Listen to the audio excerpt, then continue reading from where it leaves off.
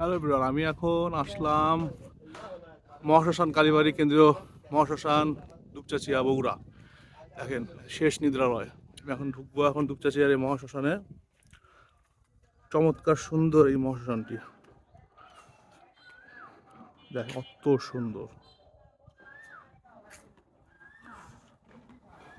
ভিতরের পরিবেশটা, যেখানে বসার জায়গা, অপেক্ষা করার জায়গা, এখানে লোকজন বসতে পারবে।